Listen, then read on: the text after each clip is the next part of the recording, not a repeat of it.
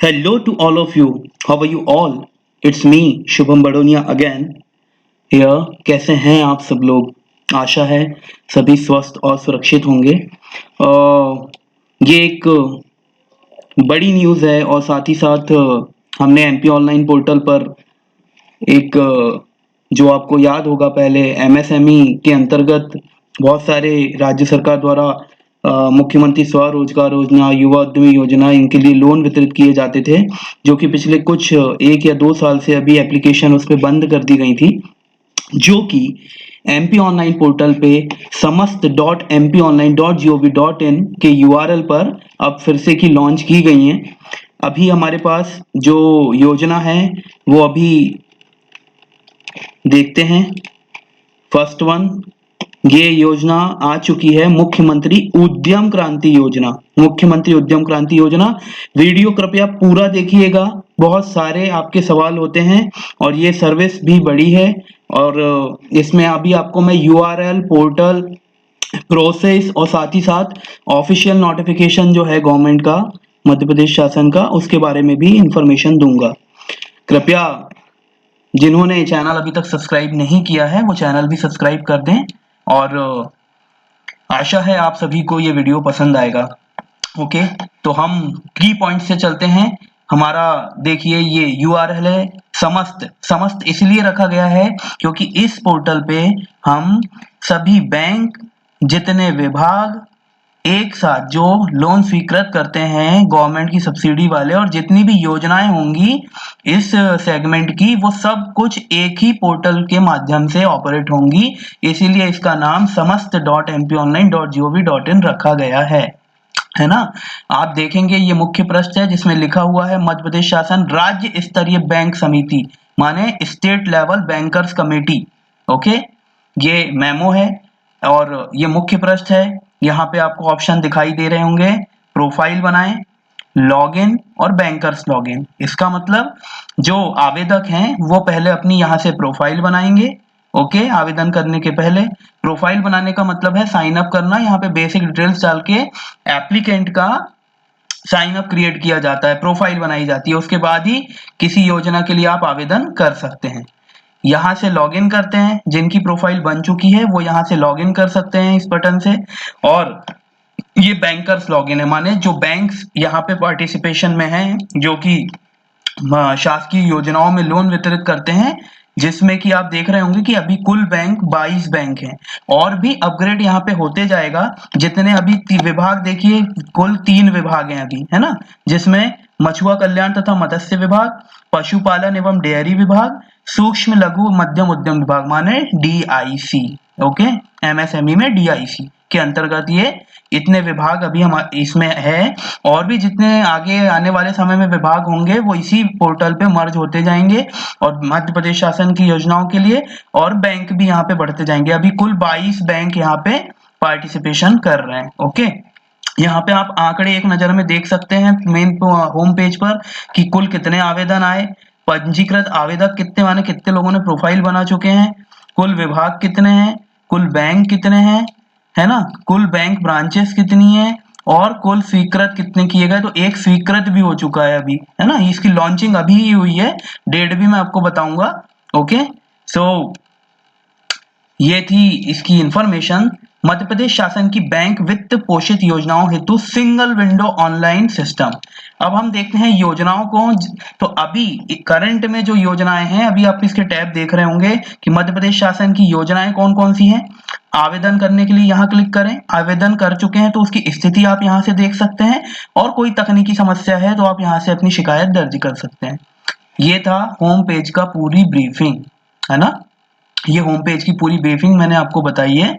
इसके साथ ये हिंदी में है, आप चाहे तो इसको भाषा बदल सकते हैं, इंग्लिश में भी कर सकते हैं। ओके, सो अब हम देखते हैं योजनाएं देखें। जैसे ही मैं योजनाएं देखे पे क्लिक करता हूं तो अभी रिसेंट में, क्योंकि samast.mponline.gov.in ये अभी रिसेंटली ही लॉन्च हुआ है पोर्टल, और अभी इसमें बहुत सारी योजनाएं आना बाकी भी हैं। तो अभी रिसेंट में जो योजना अवेलेबल है वो है, आप यहाँ पे आवेदक का प्रकार चुनेंगे व्यक्तिगत माने इंडिविजुअल, और इसमें आपको अभी जो योजना लॉन्च हो चुकी है उसका नाम है मुख्यमंत्री उद्यम क्रांति योजना, मुख्यमंत्री उद्यम क्रांति योजना ये लॉन्च हो चुकी है।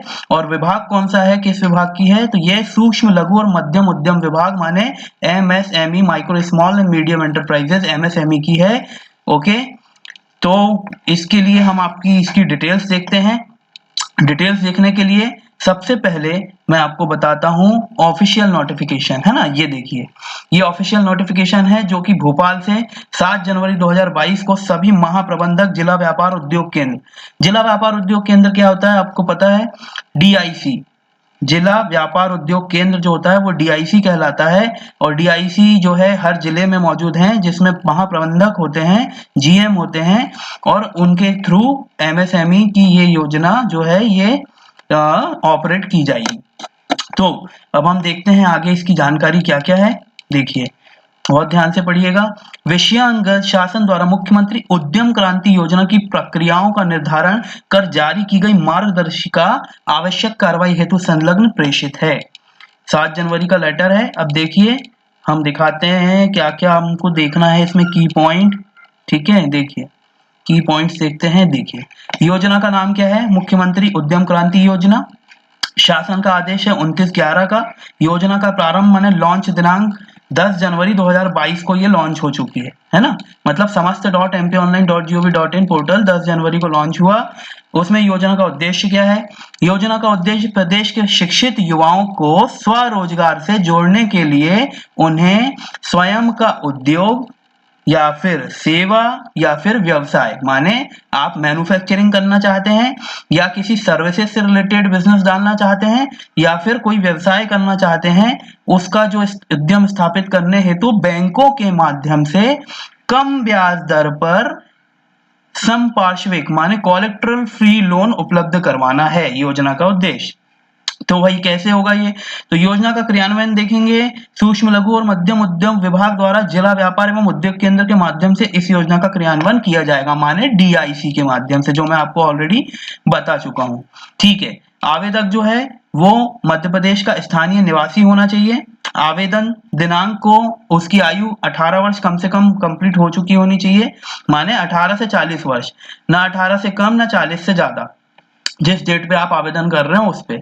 न्यूनतम 12वीं कक्षा उत्तीर्ण होना चाहिए। ठीक है, आय सीमा जो है, अगर परिवार की वार्षिक आय रुपए 12 लाख से अधिक ना हो, माने अगर आपकी पारिवारिक आय जो है, और परिवार का क्या मतलब है ये भी मैं आगे बताऊंगा, पारिवारिक आय अगर जो आपकी है 12 लाख से अधिक है तो आवेदक अथवा उसके परिवार का कोई सदस्य आयकर दाता है तो फिर देखिए, मतलब आय सीमा जो बता रहा है कि 12 लाख से अधिक ना हो, माने 12 लाख से अधिक है तो आप आवेदन नहीं कर सकते इस लोन के लिए। और दूसरा, आवेदक अथवा उसके परिवार का कोई सदस्य अगर आयकर दाता है, मतलब अगर आप इनकम टैक्स रिटर्न फाइल करते हैं तो आपको उसका विवरण जो है पिछले 3 वर्षों का देना होगा जब आप कर रहे हैं। लेकिन आईटीआर फाइल करने का मतलब ये नहीं होता कि आपकी आय 12 लाख से, आईटीआर कोई भी व्यक्ति फाइल कर सकता है ना, चाहे वो आयकर में की कैटेगरी की क्राइटेरिया में आता हो या ना आता हो। ओके, अब हम देखते हैं, बट इसके लिए 12 लाख से ज्यादा आपकी पारिवारिक आय नहीं होना चाहिए। परिवार का मतलब मैं अभी आगे बताऊंगा। आवेदक स्वयं किसी बैंक और अन्य किसी वित्तीय संस्था जैसे micro finance, non banking financial, small finance bank, इन सब में डिफॉल्टर ना हो, माने आपने पहले कभी इन कैटेगरीज के ऑर्गेनाइजेशन से लोन लेकर डिफॉल्टर ना घोषित हुए हो, ये आपको ध्यान रखना होगा। आवेदन वर्तमान में राज्य अथवा केंद्र सरकार की किसी अन्य स्वरोजगार योजना का हितग्राही या बेनिफिशियरी नहीं होना चाहिए। ठीक है, सिर्फ एक बार ही इस योजना के अंतर्गत सहायता के लिए पात्र होगा। अब मैं आपको बताता हूँ, आपको याद होगा जो पहले स्वरोजगार और युवा उद्यमी योजना चलती थी उसी का, क्योंकि वो बंद हो चुकी है अब अभी, तो उसी की जगह ये योजना आ गई है। उसमें भी आपको एक ही बार लोन प्रदान किया जाता था, आपको याद होगा। इसमें भी आपको एक ही बार लोन प्रदान किया जाएगा, माने आप पहले भी अगर आपने उस योजना में ले चुके हैं तो आप इस योजना में लाभ नहीं ले पाएंगे, या एक बार आपने अप्लाई इसमें कर दिया तो इन फ्यूचर में आपको फिर से कि एक उसी पर्सन को, सेम पर्सन को इस योजना के अंतर्गत पात्र नहीं माना जाएगा, ये बात ध्यान रखिए। ठीक है, हम आगे चलते हैं।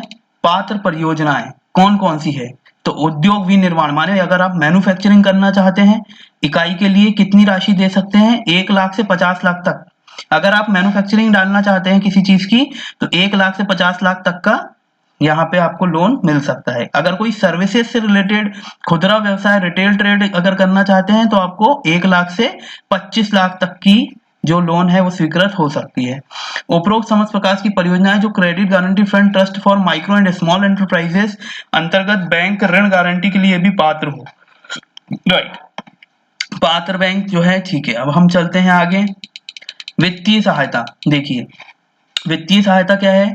योजना अंतर्गत हितग्राहियों को बैंक द्वारा योजना प्रारंभ होने के उपरांत वितरित ऋण, term loan, working capital loan के संबंध में 3% प्रतिवर्ष की दर से ब्याज अनुदान दिया जाएगा। माने जो बैंक आपसे, जैसे आपने एक एग्जांपल के तौर पे 10 लाख का लोन लिया, तो 10 लाख के लोन पे जो भी परसेंट रेट आएगी उसमें ये आपको गवर्नमेंट जो है 3% आपको अनुदान प्रदान करेगी। माने अगर वो 10% ब्याज ले रहे हैं तो 3% आपको कम होके लगेगा, माने 7% लगेगा। लेकिन कब तक?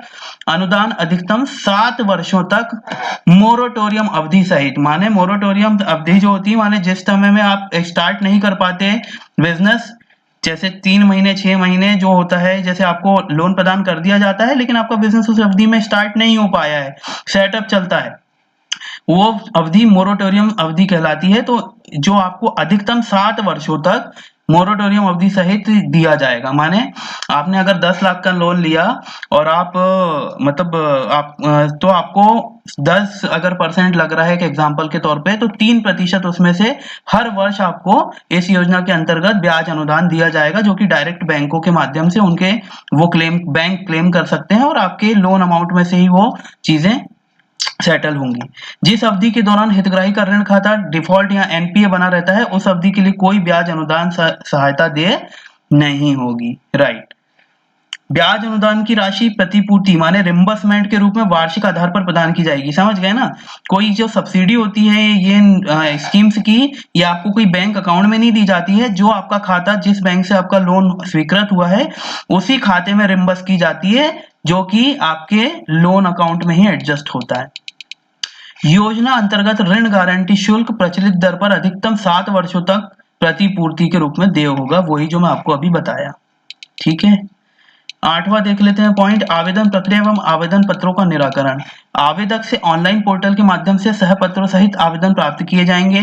पात्रता इत्यादि के परीक्षण उपरांत सक्षम विभागीय अधिकारी द्वारा संबंधित बैंक शाखा को प्रेषित किया जाएगा। इसका मतलब क्या है? आप एमपी ऑनलाइन के पोर्टल के माध्यम से अपना आवेदन करेंगे, वो आवेदन डीआईसी के लॉगिन पे जाएगा, डीआईसी के लॉगिन से अप्रूव होने के बाद वो वहां से बैंक को प्रेषित किया जाएगा, है ना? ये सिस्टम है जो कि पहले भी था।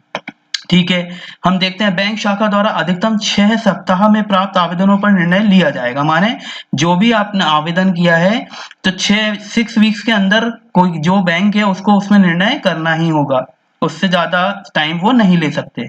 आवेदन यदि अपूर्ण है अथवा उसमें कोई सहपत्र संलग्न नहीं है तो बैंक या जिला व्यापार एवं उद्योग केंद्र तत्काल कारण सहित ऑनलाइन पोर्टल के माध्यम से आवेदक तथा सक्षम विभागीय अधिकारी को सूचित किया जाएगा, जिसे आवेदक त्रुटि सुधार कर पुनः बैंक, जिला व्यापार उद्योग केंद्र को भेज सकेगा। इसका मतलब क्या है?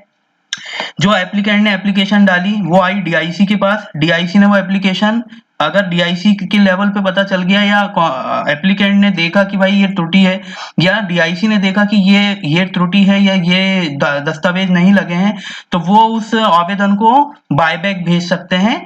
बायबैक भेजेंगे तो जो आवेदक है वो अपने वही प्रोफाइल से उसको एडिट करके फिर से भेज सकेगा। यही कार्य अगर डीआईसी ने बैंक को भेज दिया और बैंक के अकॉर्डिंग अगर उसमें कुछ अपूर्ण है तो फिर बैंक बायबैक कर सकता है वो एप्लीकेशन डीआईसी को, डीआईसी आपके एप्लीकेंट को। ठीक है, ये सिस्टम है। एक बैंक द्वारा आवेदन अमान्य रिजेक्ट किए जाने पर आवेदक अन्य किसी बैंक में आवेदन कर सकेगा। ओके, जैसे आप आवेदन करते हैं और किसी बैंक डीआईसी ने मतलब आपसे जो बैंक चॉइस किया लेकिन उन्होंने अगर वो आवेदन रिजेक्ट कर दिया तो वह ऐसा है कि आप दूसरा बैंक सेलेक्ट करके और फिर से की री आवेदन कर सकते हैं, बैंक बदल सकते हैं, माने अपने एप्लीकेशन में। आवेदक द्वारा प्रस्तावित राशि रुपए 10 लाख से कम की परियोजना के लिए सामान्य परियोजना प्रतिवेदन माने कि सिंपल प्रोजेक्ट रिपोर्ट लगेगी प्रपत्र 1 में जो दी गई है, अथवा प्रपत्र 2 में व्यवसाय हेतु, माने उद्योग सेवा के लिए अलग है और व्यवसाय के लिए अलग है। ठीक है, 10 लाख से कम तक की जो अमाउंट है उसके लिए सिंपल प्रोजेक्ट रिपोर्ट लगेगी। लेकिन यदि आवेदक द्वारा प्रस्तावित परियोजना राशि रुपए 10 लाख या अधिक है तो विस्तृत योजना प्रतिवेदन माने डिटेल्ड प्रोजेक्ट रिपोर्ट लगेगी, है ना। सिंपल 10 लाख से कम तक में सिंपल प्रोजेक्ट रिपोर्ट लगेगी, और अगर 10 लाख से राशि अधिक है तो फिर डिटेल्ड प्रोजेक्ट रिपोर्ट लगेगी। उसके फॉर्मेट आपको वहीं से मिल जाएंगे। आवेदन एक ही वित्तीय वर्ष हेतु मान्य होगा, माने हर वित्तीय वर्ष में जितने आवेदन आएंगे वो उस वित्तीय वर्ष के कहलाएंगे, है ना। आगामी वर्ष वित्तीय वर्ष हेतु आवेदक को नया आवेदन करना होगा। आवेदक का ऋण, इस नया आवेदन करना होगा का मतलब यह है कि ये इसमें एप्लीकेंट का कोई पार्ट नहीं है, ये विभागीय पार्ट है, ठीक है। आवेदक का ऋण प्रकरण स्वीकृत किए जाने की दशा में बैंक द्वारा शाखा 1 माह के भीतर ऋण वितरण प्रारंभ किया जाएगा तथा पोर्टल पर इसकी प्रविष्टि भी की जाएगी, ठीक है। ये भी विभागीय पार्ट है। अब आपको आपके की पॉइंट्स बता देता हूं मैं, ओके ठीक है। हम अब आगे चलते हैं। वित्तीय प्रवाह देखिए, 1 मिनट। प्रशिक्षण, जिन हितग्राही ने पूर्व में प्रशिक्षण प्राप्त नहीं किया, ठीक है। बैंक द्वारा ऋण वितरण दिनांक से 1 वर्ष मोरेटोरियम अवधि सहित पूर्ण होने पर बैंक शाखा द्वारा हितग्राही के पक्ष में ब्याज अनुदान की राशि जिला व्यापार उद्योग केंद्र से ऑनलाइन पोर्टल के माध्यम से क्लेम की जाएगी। तो आपके जानने लायक जो चीजें थी वो मैं आपको यहाँ से बता चुका हूँ इस चीज से, ठीक है। ये बाकी चीजें आपके लिए नहीं है।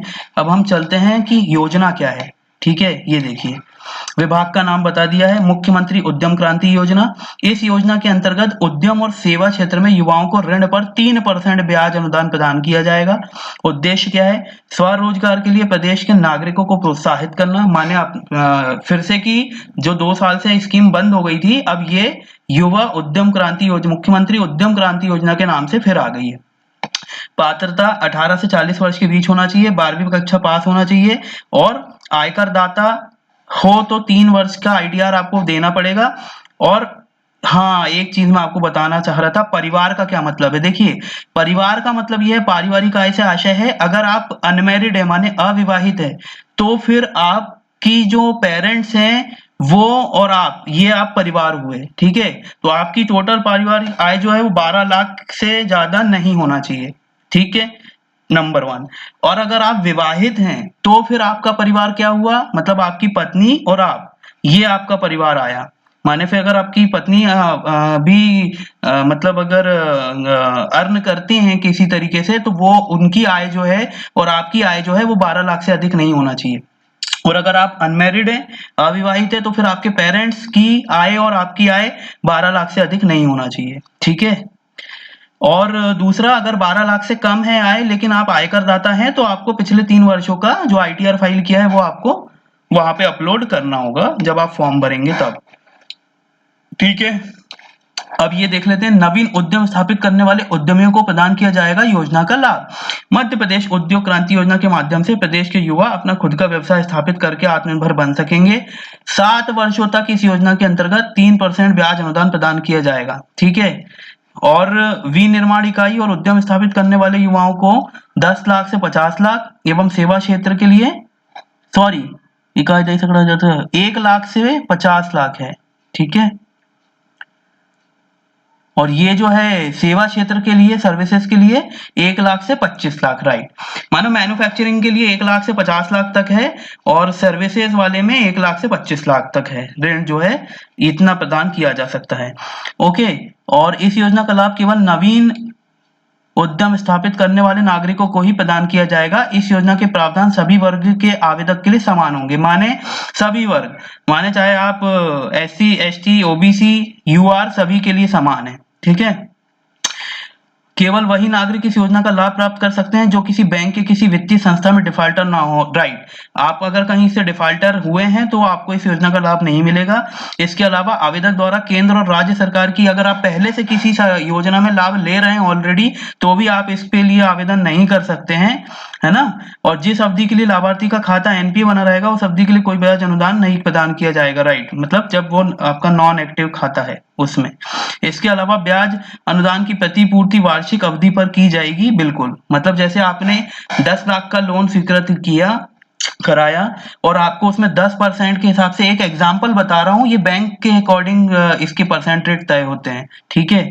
तो बैंक ने आपको अगर एक उदाहरण के तौर पे 10% पे लोन दिया है और 10% में लोन दिया, तो फिर आपको 7 वर्षों तक के लिए, 7 वर्षों तक जो इस ये योजना के अंतर्गत 7 वर्षों तक आपको 3% का अनुदान मिलेगा। माने आपको उस पे जो परसेंट रेट है वो 10 की जगह 7% के हिसाब से आपको आएगा। समझ रहे हैं? लेकिन 7 वर्षों तक।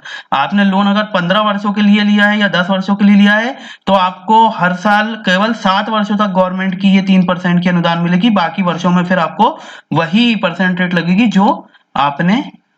जो आपको बैंक ने ऑफर की है। ठीक है, तो ये थी हमारी समस्त के अंतर्गत। और भी इस पूरी परियोजना और इस पोर्टल से संबंधित अभी मैं आपको आगे भी और बहुत सारी अपडेट देता रहूंगा, क्योंकि अभी इसमें बहुत सारी चीजें आनी हैं। ठीक है, तो एक बार देख लेते हैं कि प्रोफाइल बनाएं कैसे है। देखिए यहाँ से प्रोफाइल बनाए पे क्लिक करोगे आप तो ये आपकी जानकारी आ जाती है। नाम, पूरा नाम, जन्म तिथि, जेंडर, रिलेशनशिप माने सन ऑफ या वाइफ ऑफ, संबंधित का नाम, कैटेगरी आपकी क्या है, जनरल है, ओबीसी, एससी, एसटी है या क्लियर सिलेक्शन। ठीक है, और मोबाइल नंबर जो आधार से लिंक है, जो मोबाइल नंबर आपका आधार पे लिंक होगा वही मोबाइल नंबर आपको यहाँ पे डालना होगा। ईमेल आईडी डालनी होगी, कैप्शन डाल के और प्रोफाइल बनाए पे क्रिएट करेंगे तो आपका प्रोफाइल क्रिएट हो जाएगा और आईडी पासवर्ड जनरेट हो जाएगा, जहां से आप इन फ्यूचर में सभी योजनाओं के लिए आवेदन कर सकते हैं। और फिर यहाँ पे लॉगिन पे क्लिक करेंगे तो जो एप्लीकेंट लॉगिन है, माने यहाँ से जो आपका प्रोफाइल आपने बनाया और आईडी पासवर्ड मिला तो एंटर रजिस्टर्ड मोबाइल नंबर आप डालेंगे और डेट ऑफ बर्थ डालेंगे, कंटिन्यू करेंगे तो आपको ओटीपी के थ्रू लॉगिन कर पाएंगे। दूसरा ये G2G लॉगिन जो है ये विभाग का लॉगिन है, जितने भी डिपार्टमेंट इसमें पार्टिसिपेट करेंगे वो यहाँ से लॉगिन कर सकते हैं। ये बैंकर्स लॉगिन है, जो बैंक है वो बैंक यहाँ से लॉगिन कर सकते हैं। देखिए ये स्टेट लेवल बैंकर्स कमेटी के लिए यहाँ पे लॉगिन है। तो thank you so much to all of you. आशा है कि आपको सारी जानकारी पसंद आई होगी। आगे भी अपडेट लेते रहिएगा। Thank you so much. और कोई आपकी क्यूरी हो तो आपको वीडियो पे कमेंट करके आप जानकारी ले सकते हैं। Thank you so much.